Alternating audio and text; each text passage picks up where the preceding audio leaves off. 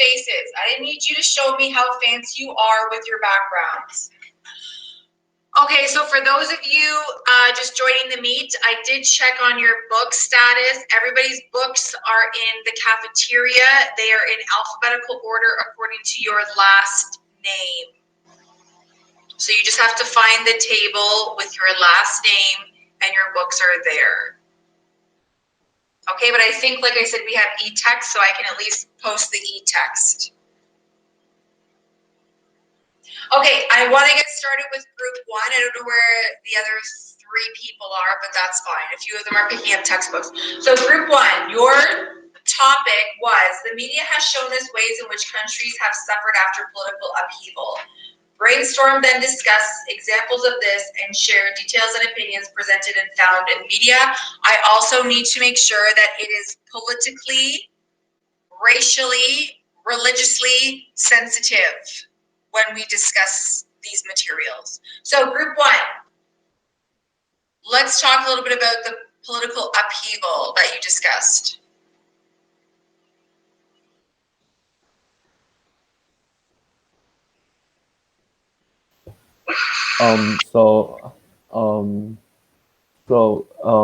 Back like a year back, no, never mind. It's still happening right now, but in China, there's a Muslim minority called the Uyghur that the Chinese government are putting them in detention camps to, because they're racially and religiously, well, yeah, racially and religiously different than the uh, than the race that China is primarily consists of. Right? So China has been, the media has been showing a lot of like China has been taking a lot of blame and like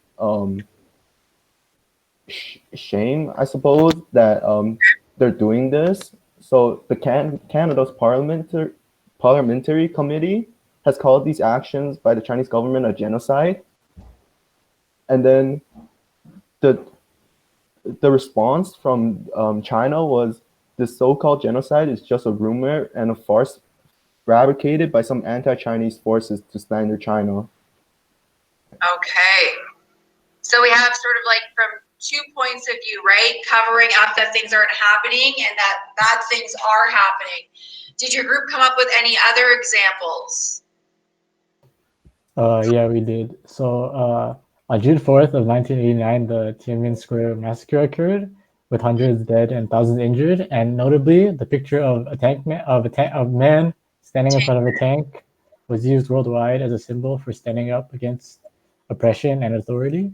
So the Chinese media concealed the event, and people in China are afraid to talk about the event. And the government tries to cover it up where they can, and they try to silence people who speak about it. And since it's a communist country and the government has control over the people and the media they consume, it makes sense that China would choose to cover up such a big political revolution like this to prevent or limit future generations from thinking similar thoughts or attempting similar things. But the Western and foreign media showed the event with no real concerns, and they still use the symbol of Tank Man as as a symbol for standing up against oppression. Yeah, and like I know the picture very well, but I honestly don't know whatever happened to Tank Man. What happened to Tank Man? I don't think it was disclosed, but I'm pretty sure he is not with us anymore. Yeah. So interesting. Okay, now I will say in King Lear, we definitely do have some political upheaval. It does basically stems from King Lear's decision, but we're looking at a monarchy versus some of the other political situations that we're talking about right now. But what's interesting is Shakespeare's theory and just having a king in a position of power at the very top of what they would call the great chain of being. So you would put, obviously it's basically a chain of privilege. Who's at the top, who's at the bottom, right? And in Shakespeare's time, it actually stems from St. Thomas Aquinas, in 1326, he developed this theory that God ordained somebody to be at the top of this chain of existence, and it would have been the king. It's never a queen because it has to be a man, of course. So it's the king, and then everybody else falls in line under that until you get to like peasants, criminals at the very bottom, okay, according to this chain. And the idea is, and what Shakespeare's tragedies often illustrate, is that when there is some sort of political upheaval at the top, it affects everybody subsequently down the chain. So we're going to have a look at this. Your examples, I think, are like obviously very drastic, very serious. This play is, you know, fictitious in some ways, but I think that there is some basis in reality of what happened when a monarch makes decisions that are in his best interest and not in the best interest of the people. Okay, so would anybody else from the group like to share an example for number one, or group, we're pretty good? Donna, you were to discuss the associated question under the breakout groups. So number 5 was what you were supposed to do. So you guys can probably quickly just look at that and maybe prepare an answer. Okay, so number 2, this is about family dynamics. Okay, so take a little, you know, raise your hand. How many of you are only children? Okay, how many of you are the eldest in your family? Where's the middle children? No middle children? Okay, and what about the babies? Where's the babies of the family?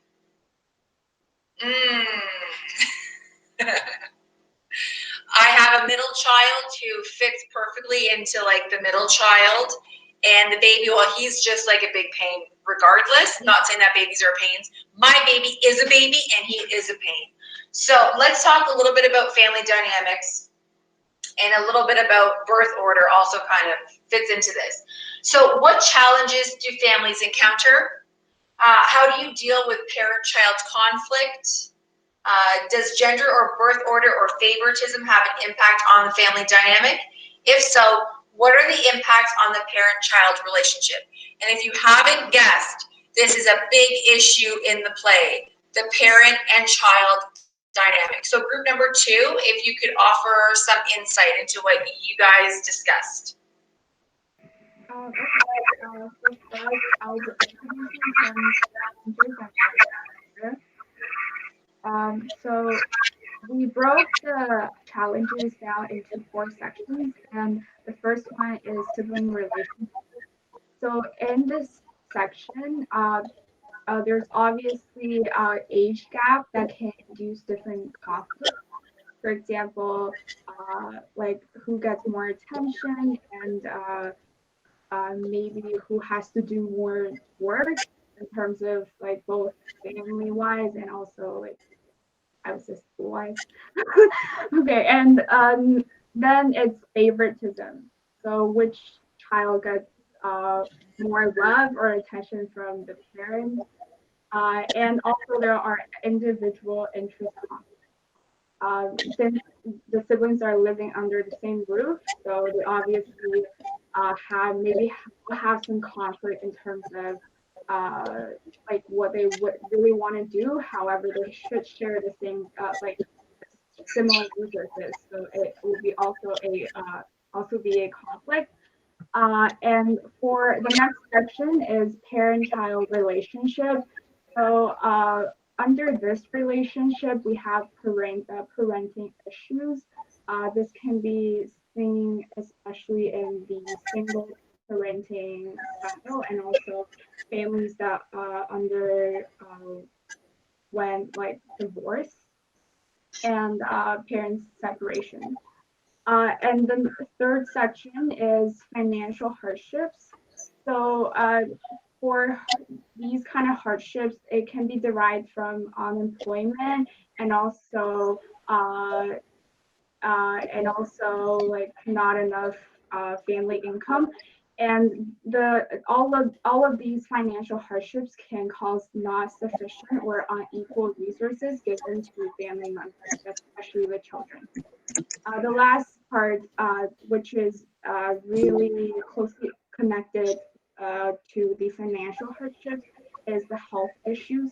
Since if the family has certain like health issues, then it will certainly cause some financial hardship. And in the health issues section, we have major illnesses, and addiction. Yeah.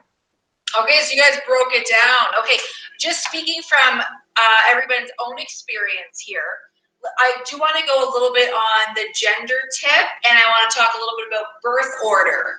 So for those of you who would like to share, let's say any of, like, do you think that in your own family, have you noticed, are girls treated differently than boys?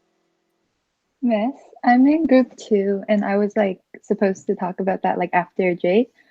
Okay. So basically, what we said was definitely like it is an issue, and like I feel like me and Jade especially kind of like encountered this ourselves, and we said in our cultures, gender is like a prominent factor in like family dynamic, and we said that sometimes there are like stereotypes that like one gender is over another, which is like not correct. But like I feel like in my family, I feel like my brother may have more leniency than I do.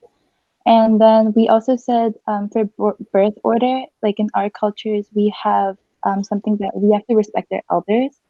And that is a big thing that we kind of went through. And we also said, like, even for like siblings, we have to respect our elders. So I know that my brother, he's younger than me, but he has to be polite or somewhat like he has to listen to me like sometimes. And then we also said that birth order can also affect like parents' attention. So for Jade, she has a really younger brother. Like I think he's 2, but he sometimes I feel like babies might get more attention from like families or like friends than like older siblings. But then we also said favoritism is a big part in birth order because maybe age, like I said, affects it, but also like academic performance or like other extracurriculars can affect favoritism. Like if one child does better in school, I feel like there might be more attention or more love that goes to that child. Okay. So those are some of the issues that we talked about. Okay, very good. Anybody else want to offer like their own experience, whether it's, you know, treatment versus boys versus girls? I did notice that in my family, I found that my brother, who's also the baby, had a lot of leniency, especially when I was coming to, you know, going out with his friends. Whereas when it was my turn to do that, it was a lot more challenging. So I found there was that. Anybody in terms of birth order, like let's say the eldest feels more responsible versus the youngest, a little bit more carefree. Anybody want to elaborate on their experience? I suppose I'll elaborate on mine. It's a bit different, but my parents ended up kind of considering this kind of birth order being an issue, and like my parents had considered the problems that they'd have to they might accidentally bias like one child over another. So because of that reasoning, that's kind of why I'm an only child. So I think I guess due to those specific ideals, I guess my parents and I were kind of already aware of those particular problems that could occur. So to avoid that, they just had you, and yeah, they just had one. So you get all the attention, all the favorite. Okay, fair enough. Luckily. I know also in my house, who's the most disgruntled gets the most attention. Whoever's crying the loudest, right? So Jade, I know if you have a 2-year-old brother, I understand that because they cry a lot and they tantrum a lot. So it's like the loudest person is going to get the most attention, unfortunately. Okay, thank you. I will say, relating this to the play, you're going to see this issue essentially right from the get-go. Unfortunately, King Lear has 3 children. He does have an obvious favorite, but he also makes very critical decisions with his children. I don't want to give anything away yet, but this is very relevant to our study of the play. Okay, so group number 3. in Shakespeare's time, I mean, like, let's be quite honest, in our time, I'm not saying necessarily here, but in other places in the world, women did not have the same rights as many do today. Discuss what rights you think women do have as opposed to what rights they ought to have. So can we discuss this a little bit? Who is group number 3? Oh, Nicholas, wonderful. Hi, Miss. So the first thing that I wanted to mention is, like you said, some countries actually don't have equal rights for women and men. However, there are democratic countries such as Canada who should have this.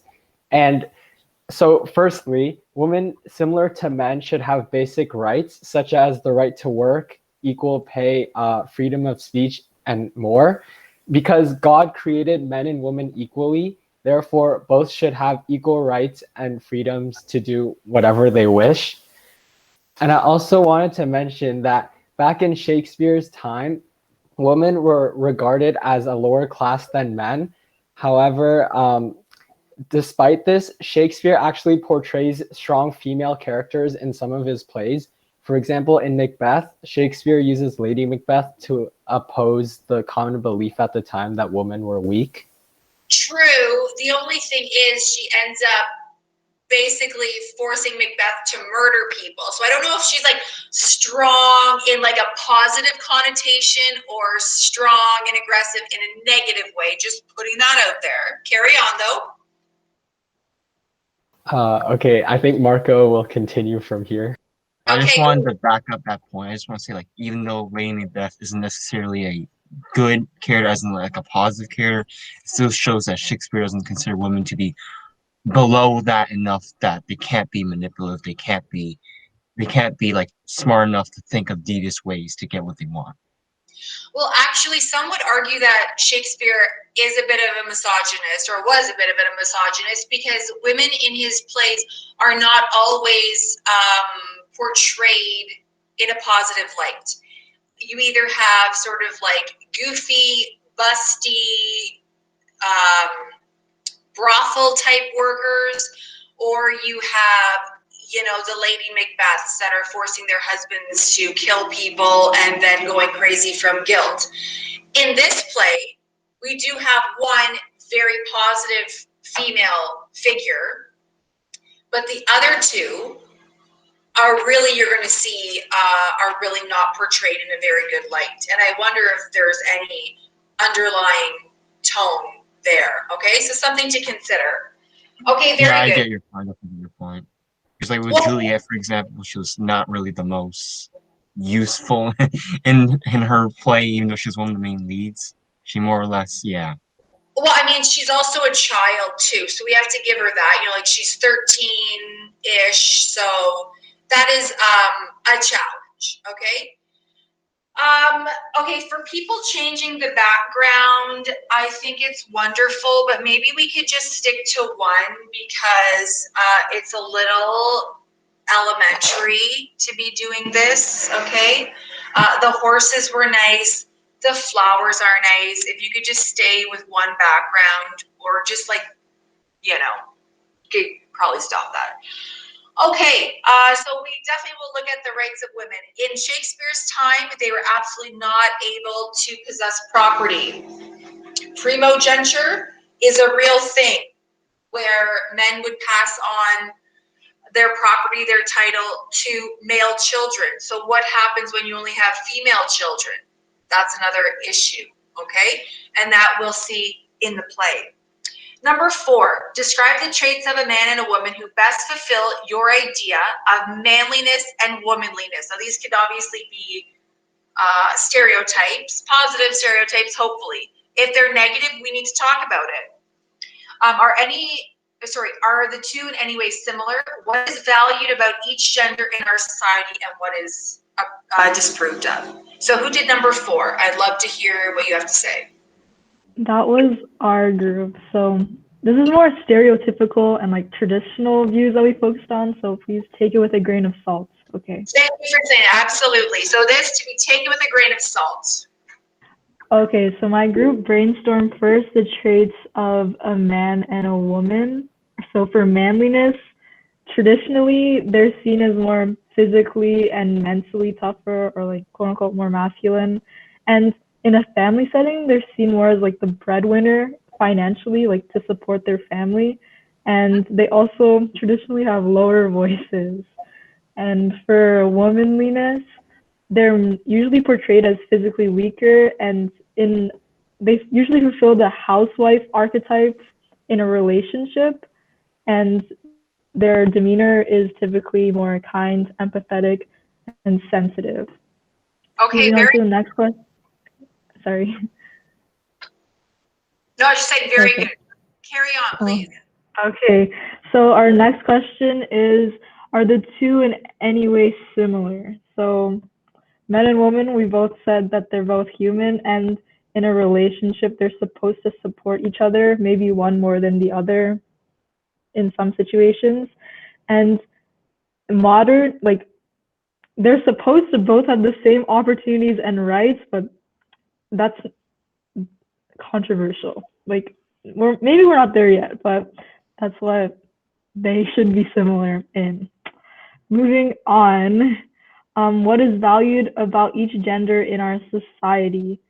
So we wrote that women are valued for their ability to reproduce, and men are traditionally valued for their mental and physical strength and stability, like traditional in a traditional view.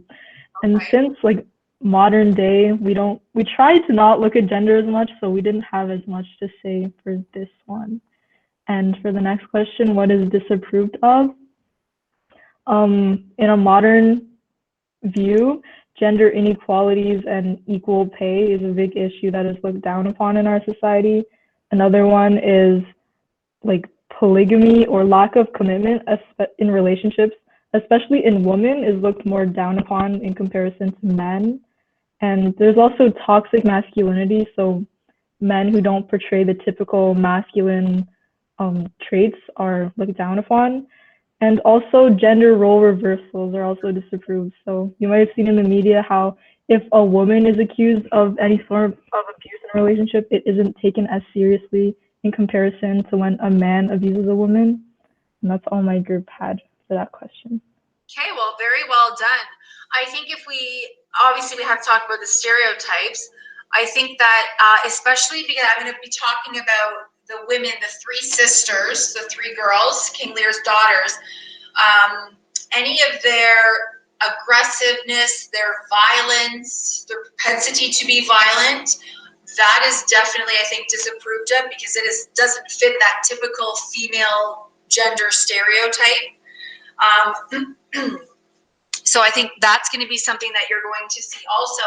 But when it comes to a man, I think things that are not appreciated or not valued are signs of weakness. And that's again with the toxic masculinity, right? That men have to be aggressive. They have to be unemotional. A lot of those things are going to play a big role in our understanding of the characters, to understand their actions in the text. Okay, so well done.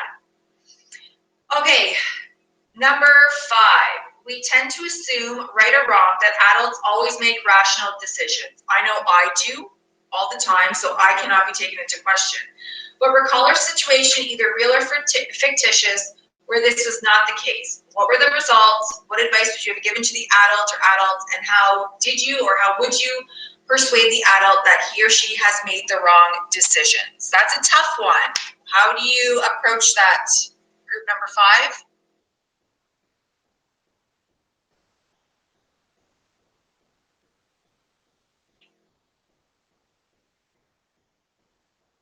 Anybody from group number 5?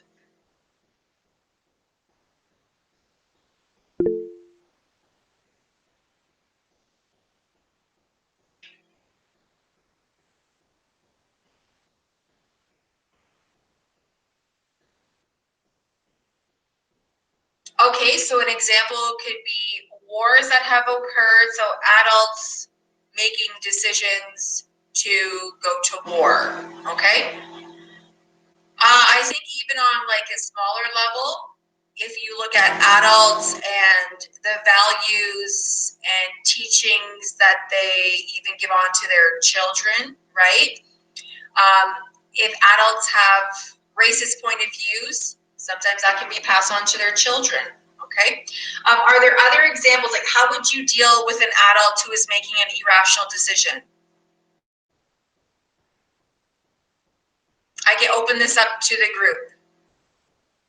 I think dialoguing is a little bit easier. Any ideas?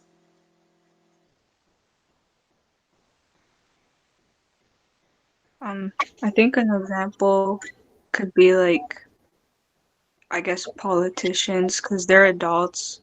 So, like, if they do something wrong, I guess the only thing we could do as, like, kids is kind of like protest or make sure we can vote when it's our chance and try to make the changes that we want within our own communities rather than complaining about politicians. I'm not sure. No, I think Because, that's a good idea. Absolutely. Or we yeah. can get like experiences from like their past and like use our own decisions so we can change it. So yeah, and we can in like future we can like teach that in like our children. So Let's maybe come up with more of an example. Let's say your parents you think are making a very bad decision. How do you, as their child, tell them that you think that they're making a bad decision? at Can first, you do that? I think the relation between us and our parents is so important. If like we get like so close to each other and like they listen to us and we can like tell them like they're wrong and like they can like fix it or something like that. Okay. Anybody else? I Oh, sorry. Yeah, Go I ahead. think like, sorry, I just kind of want to elaborate on that because it also depends on the relationship. Because I guess due to this kind of notion, there might be times where adults will not consider what children are saying to a certain degree. But like, if your relationship with your parent is good enough, I think you can say like you can like try to be well, not like very blunt, but at least like straight to the point. And I think they would be able to listen to you. They'd at least consider it, and so not or so on. If that might not be the case in worst case scenario, I think you should try to be a bit like more careful. Maybe try to at least maybe you'd have to like say in a way where you still want to like present your point, like but you still want to at least like retain as much respect as you can. Actually, that applies to both situations, but I think you have to be more careful if your relationship with your parents is not as strong. Okay, good. Anyone else? Miss, I wanted to add on to Arusha's point because sometimes your parents could be a bit stubborn. And I think maybe the best thing to do in that scenario would be to try and reason with them. Okay. I think all valid points. I also remember what it was like when I was a teenager. Believe it or not, I didn't just poof become an adult. And sometimes it's hard to find connections with your parents because you have one way of thinking, they have another way. And I know that it can be some challenging years and a lot of headbutting. I know I definitely experienced that myself. This is a big issue in the play because right from the very beginning, King Lear makes this decision that even the Elizabethan audience would have been horrified that he was making. It would have been shocking, like unheard of. So for his daughters having a negative reaction, it's no surprise. But he's motivated. He's got interesting motivations. And I don't want to give too much away, but we will talk about this. But Arush, your point about being blunt is actually like personifies one of the characters in the play, whose bluntness actually is the thing that is most admirable about him, but also leads to his punishment. So stay tuned for that one. Okay, number 6. Take this example. 2 people are competing for a job or a position, and one is chosen out of favoritism or nepotism. What is your reaction to the person chosen, the person who does the choosing? How often do you think this situation happens in real life? And when it happens, how do you deal with it? Okay, so that was my group. The overall consensus was that it kind of depends on how desperate you would be in that situation. If you are very desperate, I think it's very reasonable to be very upset over it, maybe taking further steps. But overall, the overall consensus was like, I think it shouldn't matter that much to you. You can try brush it off and try to find a job at a different place, because in the end, the two sides to nepotism, the person who is getting the job and the employer, in the end, they could end up in more trouble than you if they get caught with that nepotism. So so I don't think, like, just because they're doing something wrong doesn't mean you should try do something wrong as well. I think the safest decision would be try brush it off and try to find a new place. Well, that is a very positive way to deal with it, but it is a very maddening situation. Yeah. Do you think that people should be hired on their knowledge and their merit, or on who they know?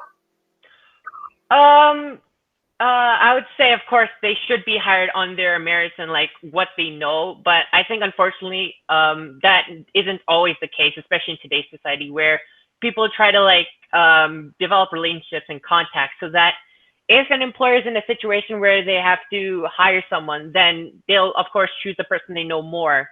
At least, like, it's not always like to the level of nepotism, but sometimes it's like the person has the merits and he's building a connection for the sake of like ensuring that he has a safe position in the future. Okay. Well, that again is going to have an impact on our understanding of the story. Okay. So number 7, what is your definition of an egomaniac? What person do you know? Either this was like kind of I sort of laughed when I thought about this, because I had one person that popped to my head right away, and I'm just wondering what your thoughts and opinions were. So what person do you know, either real or from a movie or TV, who fits this description, and what might you say to the person to help correct his or her behavior? What are the potential consequences of such behavior? So who's a good example of an egomaniac? Hi, Miss. So our group, first we wanted to like define what an egomaniac was, and we kind of summarized it as someone who is overly self-centered and like thinks really high of themselves to the point of madness, I guess you could say.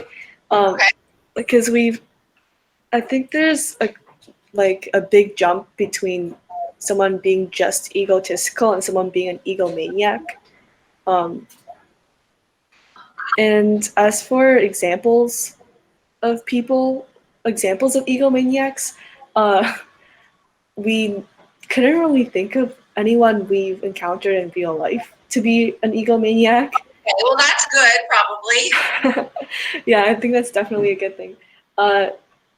And I think one of us said like maybe Kanye West, because apparently at one time he thought he was the second coming of Jesus. I don't know, something like that. Stuff. Yes, absolutely. I think he would be a good example of an egomaniac. Yeah, and also I think a lot of I searched it up, and I think a lot of sports people, like a lot of athletes, tend to have we tend to see a lot of very overly confident people in the athletic world. Okay. I wouldn't say to the point where they're crazy, but maybe they're a little bit full of themselves from time to time. And as for the part where it asks us what we might say to help an egomaniac, that was sort of hard for us to answer, because first of all, all three of us have never met someone that crazy. But I think we all agreed that it would be hard to even reason with them in the first place, because they're so deranged in the sense where they can only think of themselves. So we just thought, maybe we could be as direct with them as possible and just tell them that they're full of themselves, and like tell them they need therapy or something, and hope that they would be able to see that it makes sense someday. or we could be indirect with them and maybe try to befriend them somehow and find common ground, gain their trust, and Okay, and slowly work your way in that way. yeah. Okay, I think you make a good point about not really probably, I don't know if an egomaniac would be receptive to hearing messages about their negative behavior. One person that kind of came to my mind would be, I guess, the former president of the United States. I think Donald Trump might be a good example of an egomaniac. That was just an example, that the first one that popped into my mind. But I think Kanye was also a good one. So good job for that group. Okay, we're gonna move on. Oh, sorry, go ahead. Oh, okay. We had a little bit left. Okay. Just for the last part of the question where it asks us what are the potential consequences of such behavior, it's probably pretty obvious. What we came up with was that because they fail to see their own faults, it has a negative impact on themselves as well. They can also negatively impact others because of their lack of compassion and empathy, and the fact that they look down on everyone else. We also kind of went in depth about how it can negatively impact the egomaniac themselves. Like perhaps their overly high confidence stems from is like a defense mechanism for insecurities, and the fact that they isolate themselves from everyone else can probably result in like loneliness and probably affects them mentally in a like probably really affects them in a really bad way mentally. Yeah. It seems that it would be hard to engage with others, especially when you have a very elevated sense of self. What you mentioned, or what your group discussed, are many characteristics of King Lear.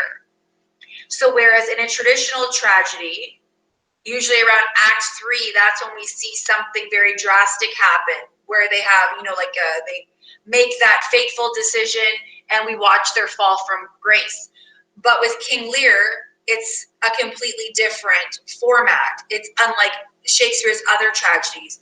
We're actually going to watch his decline from Act 1, right, to hit rock bottom. And then Acts 4 and 5 is a little bit different. We sort of watch a bit of a rebound, okay? So it is different that way. We'll talk about that a little bit more when we get into the structure of the tragedy. But I think you mentioned some really great ideas, and a lot of the traits are very evident in King Lear, okay? So group number 8. I hope not, but have you ever been insulted or been present when someone was insulted in front of friends? How did you, either the insulted person, feel? And you don't have to give actual examples, but you could, create something. What might you say to people who publicly humiliate others? And when you think you have been unfairly treated, how do you usually respond? So group number 8.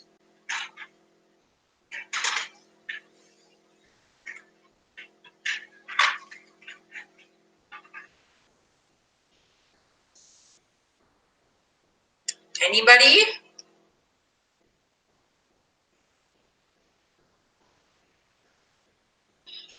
Okay, well, since group 8 is not going to offer their thoughts in the convo, would anybody else like to take this question?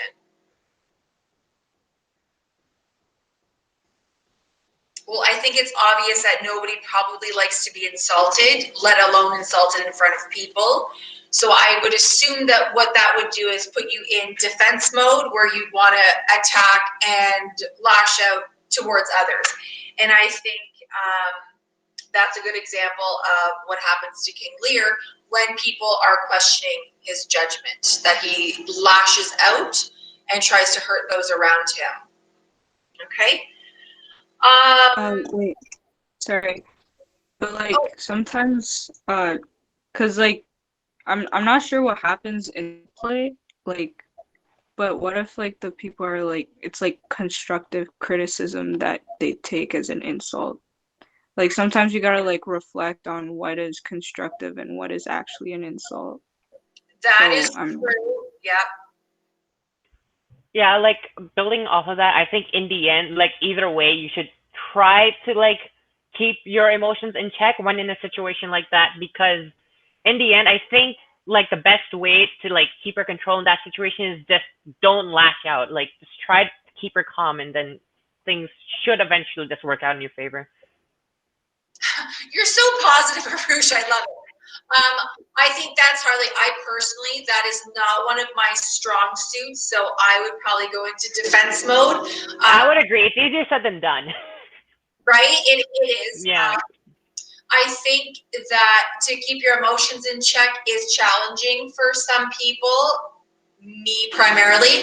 But you're right, Michaela, that to do self-reflection is like a bitter pill to swallow. And that is really what we see King Lear do in Acts 4 and 5, where he comes to a realization and he does that self-reflection.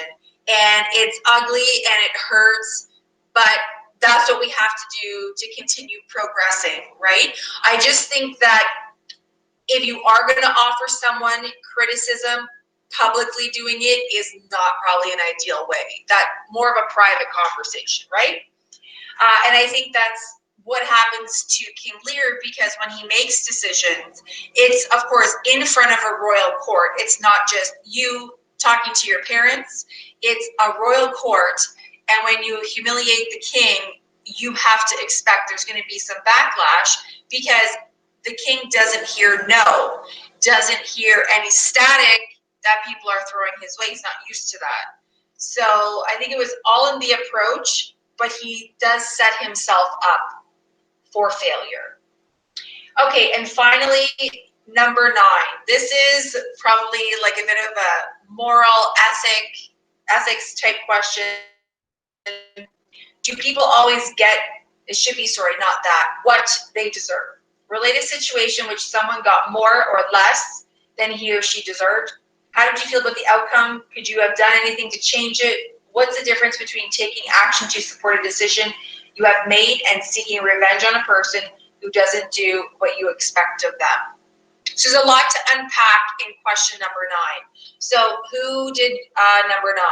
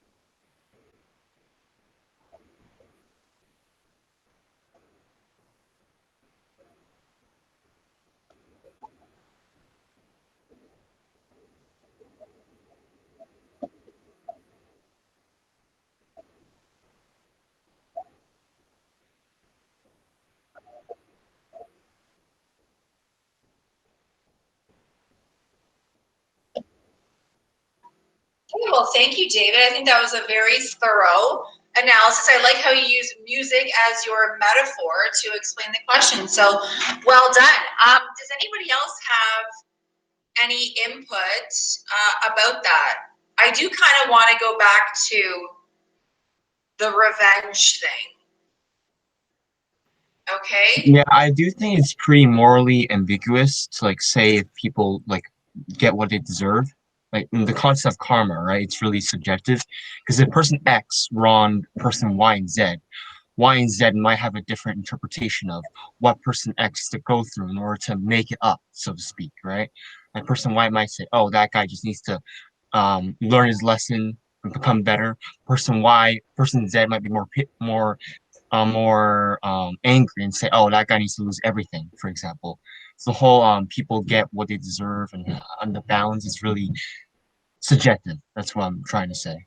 Okay, fair enough. Or it also sort of leads to a slippery slope of like, where do we go after this? Say, did you want to add something? I thought I saw your hand go up. Anyone else want to offer their opinions on revenge? Is there anything that you deem would be acceptable to seek vengeance for? Are we all like morally, taking some high ground? In my opinion, I don't really think it's fair for us to say this because, like, when you get into that mentality of wanting to take vengeance or revenge, you're something's happened to you that you can't, that when we're talking about it right now, we can't really comprehend. So that rush of like, you need to like do something, we don't feel it yet. So we can obviously say, oh, just don't do it, right? But when we're actually in that situation, it's an entirely different story. Okay. Please I go wa- ahead.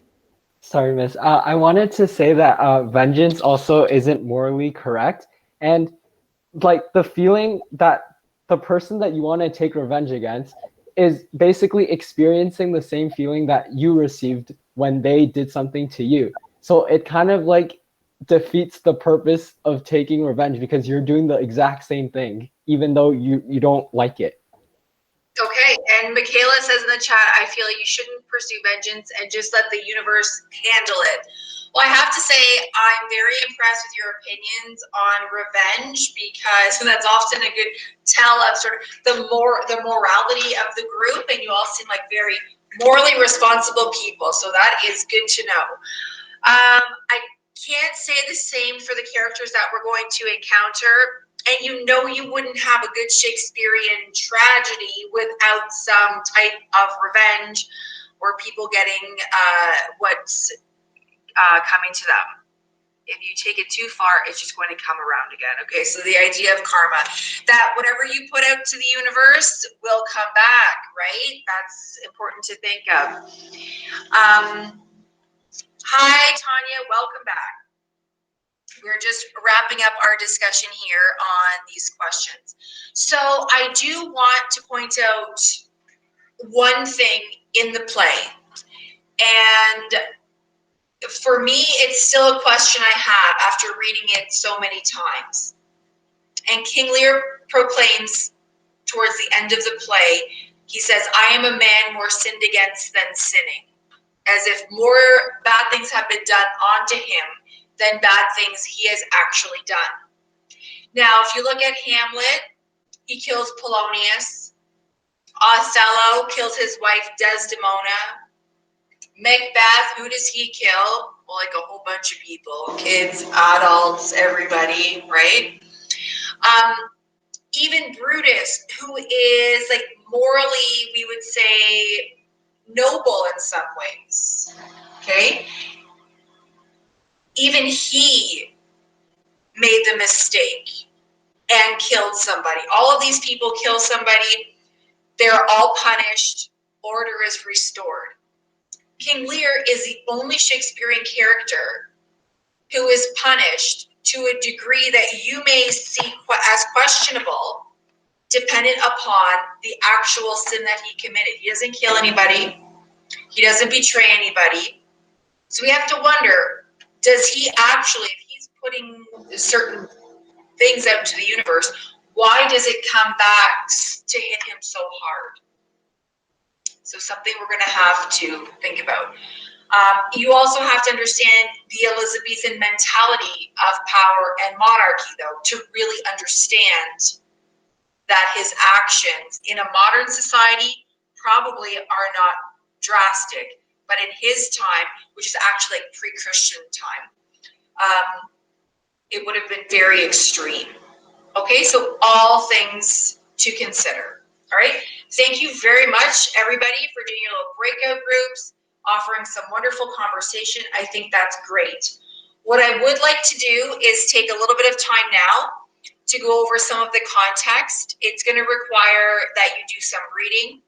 I'm also going to be posting, I've got to scan and post a couple of essays that I think you will just find good to enhance your understanding of the play and of characters. I don't want to plot spoil for you, but there might be some plot spoilers, okay? But when you see how it unfolds, it'll be a little bit different. So I will screen share with you again, just to go over these things, okay?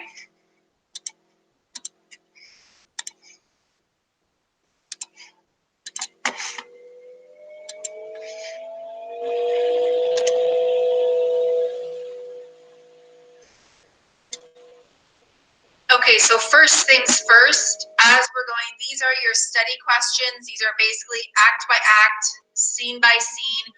I'm expecting that you're going to complete these as we go, okay? This here also is your study guide.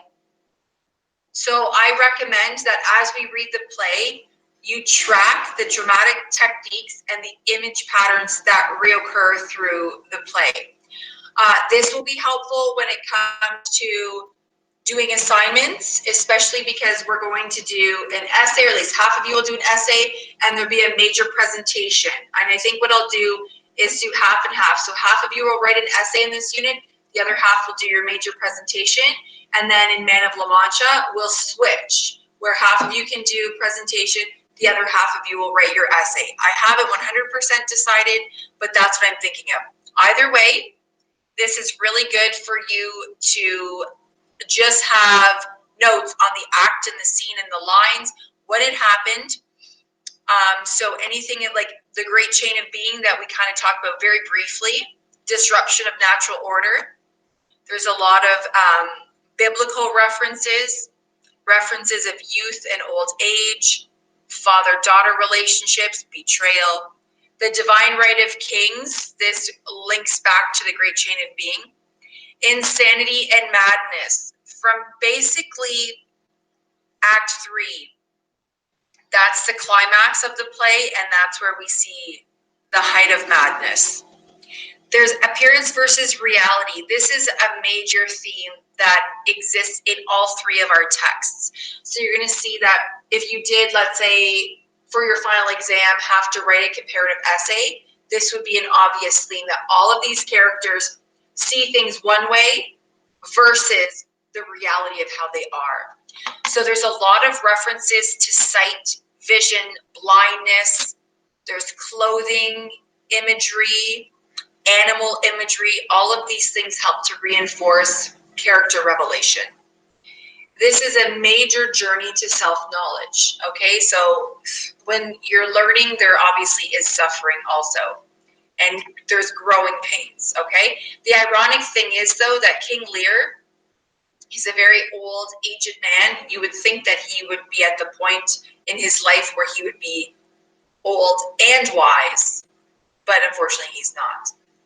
So some other things I want you to consider as we're reading the play: the Wheel of Fortune, okay, not the TV show, obviously, but it's like an actual metaphor of a wheel. And depending on where you are in the wheel, whether you're being rolled over at the bottom, then that means you have bad fortune. Or if you're at the top of the wheel, you have good fortune.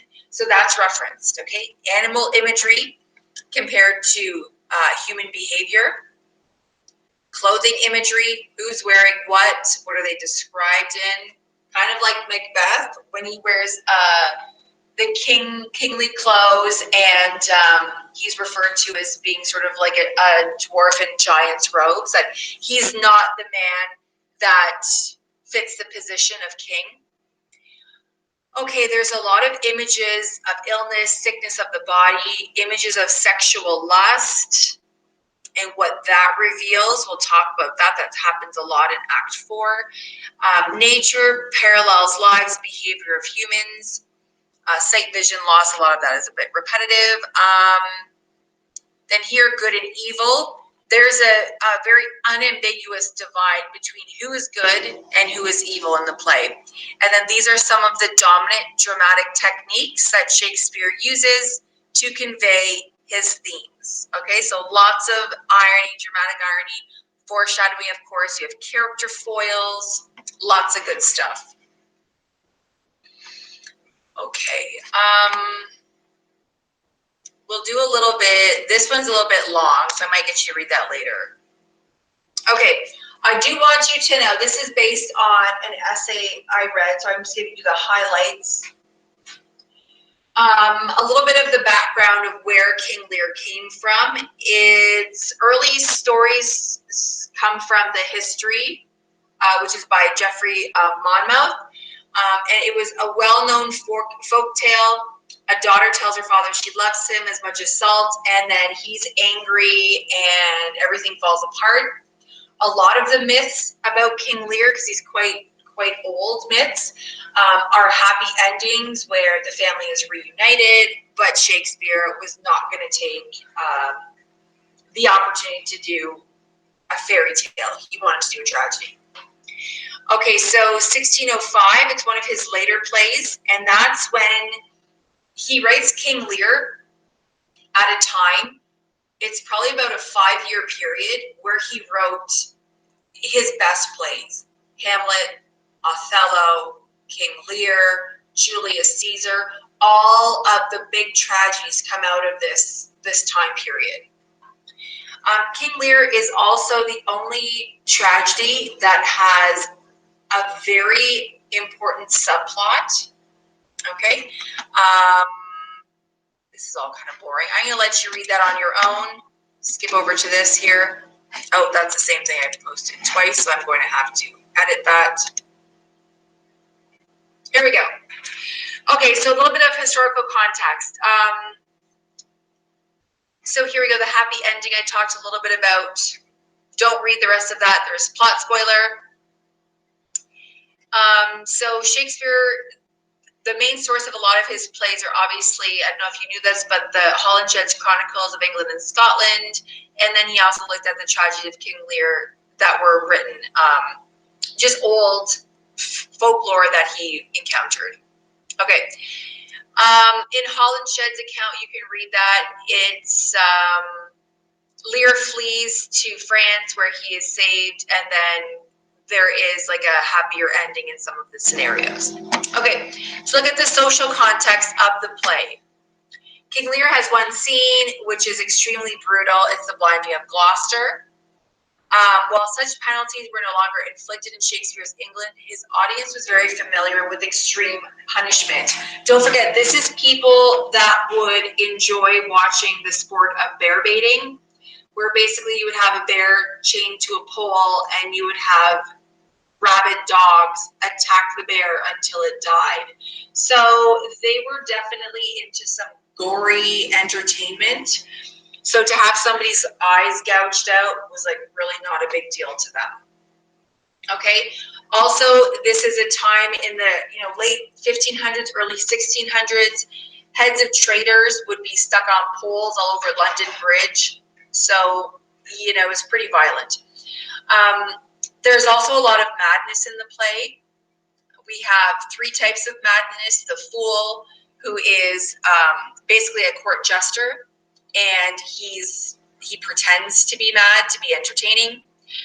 We have Edgar, who acts as poor Tom, where he feigns madness in order to survive.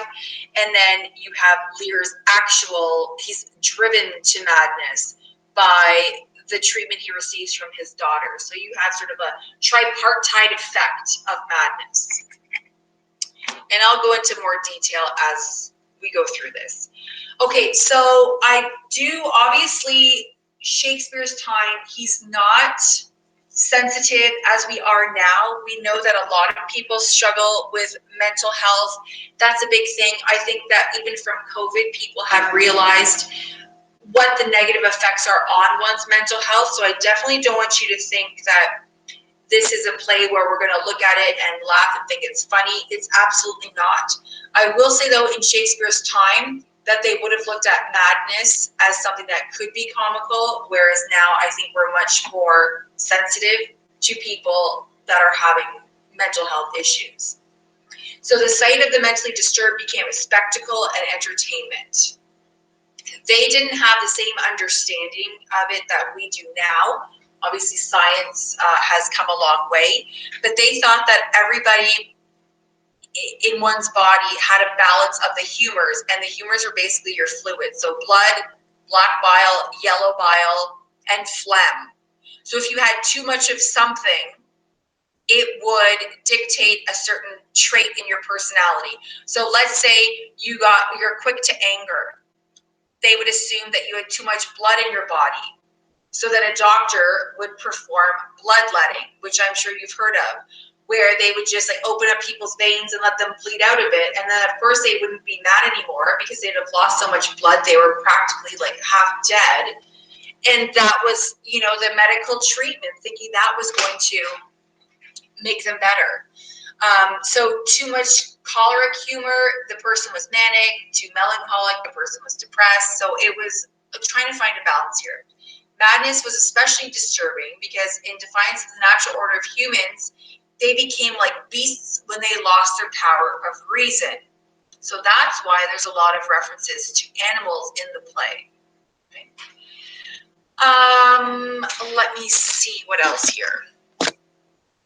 So of course the bear baiting, that was approved of by James I, who was in power after Elizabeth. And I think, though, that Shakespeare may have been a little bit more sympathetic to the bear rather than the baiter.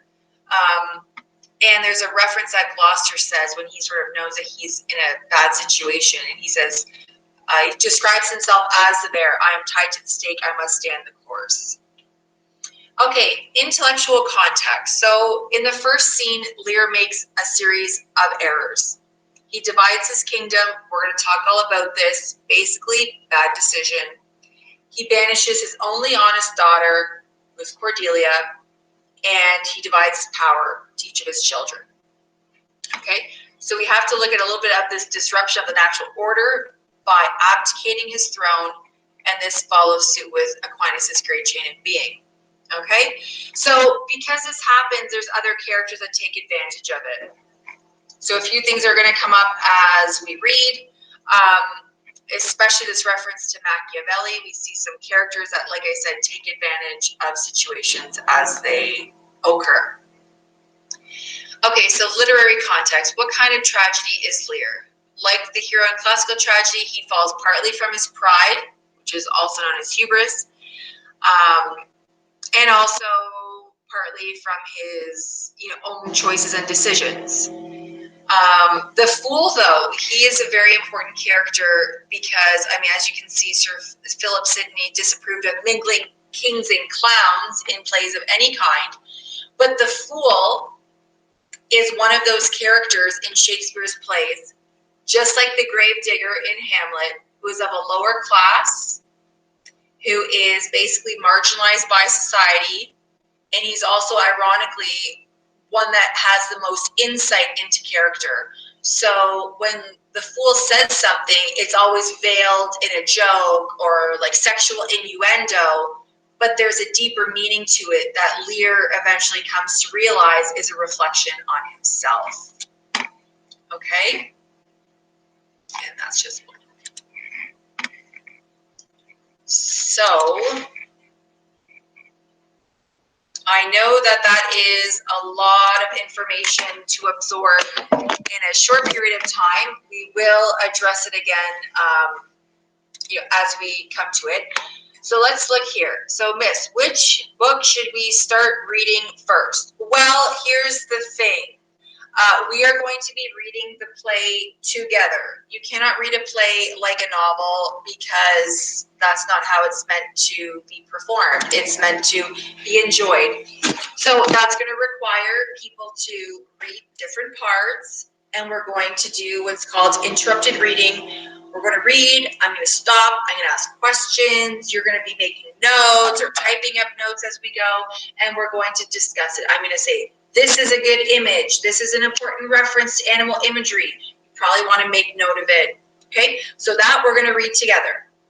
The musical, we're going to read together. So that you don't have to worry about. So when should you start reading? You should start reading The Great Gatsby. It doesn't have to be today, doesn't have to be tomorrow, but it should be as soon as possible, okay? Especially if you're the type of person that is not a big reader or it takes you a long time to read a book, I would start now, okay? Miss, so is The Great Gatsby one of the books we're gonna physically have, right? Like provided by the school? Yes, you're gonna physically have all of the books that we're reading. Okay. The only thing you're not gonna have are the essays, but I'm gonna post those. I'm gonna just scan them and post them. Okay, I did not. When should we have Gatsby finished by? You know what? If you guys took like 4 weeks to read it, about a month, I think that would be appropriate. It is going to be your CPT, so I'm going to be basically like fixing it all, making sure it's tailored properly. I'll be posting your CPT in the next week or two, and then you're going to be able to start working on it. So I would, like I said, you have time. We're going to be doing King Lear first, then we'll probably do Man of La Mancha, then maybe we'll do Gatsby, and we'll end off with the nonfiction essay unit. That's kind of what I was thinking, okay? So King Lear, I'm assuming, will be 3 weeks. Then Man of La Mancha. Now this also includes class time to work on assignments. And then, so, like 4 to 5 weeks, if you have it read by, definitely, we also have a Christmas break to consider. So I think, yeah, if you read it in the next few weeks, you should be fine, okay? It's not that long, so I don't think it'll be a problem. But like I said, it's a little bit dense. I'm also going to be posting chapter questions, so you can make sure that you're answering the chapter questions for Gatsby as you're reading along. Because when you do have to do your CPT and you have to find that important quote, I've done that before, where you didn't mark the page and then you're flipping through the book trying to find that one little line that you're never going to find. So it's better that you stay on top of things by doing your chapter questions. Okay? I know it's a lot to do for one day. I know you probably had a long day. So if there's no other questions, I think we could probably call a class for the day. I will be available until 3 o'clock if you do have any questions or you want to email me a concern or something. Otherwise, we can pick this up tomorrow. So I would like, hopefully, if everybody has a copy of the book. If not, I'll post the e-text, so at least you have access to that, okay? But we'll be reading in class, so as long as you can listen, you'll be fine, okay? You did the homework. There's no homework. You want homework? No. We have 2.5 hours of class every day. There's no reason to do homework unless it's an assignment outside of class. Okay, I figured people would prefer that. I know after teaching all day, I really don't want to go home and do homework, but I'm gonna have to. So anyway, that's it for me. Any questions, concerns, contact me. If not, I'll see all of you tomorrow. Bring your smiles. I do appreciate all of the interaction today. That's gonna make this a lot easier to be your teacher. And I know it's the first day of class, so if you got the goofies out today, that's great. But tomorrow, let's make sure that our participation in the chat and otherwise is appropriate and is like curriculum positive and not something that's going to distract and, be unnecessary in the side chat, okay? Awesome. Have a great day. It was a pleasure to meet all of you, and I look forward to our time tomorrow, okay? Bye, Miss. Job. Bye, Bye, man. everybody. Thank you, Miss. Bye.